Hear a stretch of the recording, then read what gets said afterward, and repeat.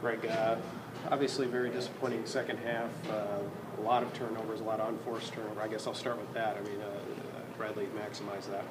Yeah, they're the best in the league at taking it, creating turnovers and turning them into baskets. And we gave it to them 21 times for 28 points. So you have no chance in winning.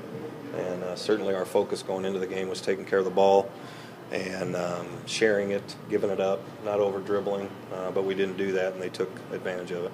Coach, you could have to 58, 56, and then stepped on the out-of-bounds line, sideline. Twice. Kid jumped in front of Jake. It seemed that you guys beat your own selves. How frustrating was that? It's very frustrating. That's my fault. We haven't been practicing enough. We've been trying to rest them a little bit and have fresh legs so the guys are fresh and competing. And they're trying hard, but we have a lot of things we have to clean up.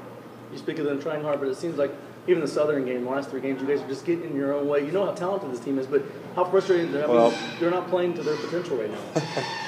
We're a talented team. You know, we don't have a bunch of good individuals, and we get a little bit individual, and guys worry about themselves, whether it be a missed shot here or there, a turnover, and then we get quiet. You know, it's easy to be a good teammate when you're playing well and things are going good, but when you're making turnovers and making mistakes, that's when our guys are separating a little bit. We got to correct that. Defensively, it was rough today too. They shot 60%, I think, in the second half. Can you just talk about, you know, what Bradley was able to take advantage of on your defense? Well, you know, if you get transition layups, that's big. So they got a lot of those, and then they just killed us inside. They just absolutely threw it to the guys in the post, and those guys finished.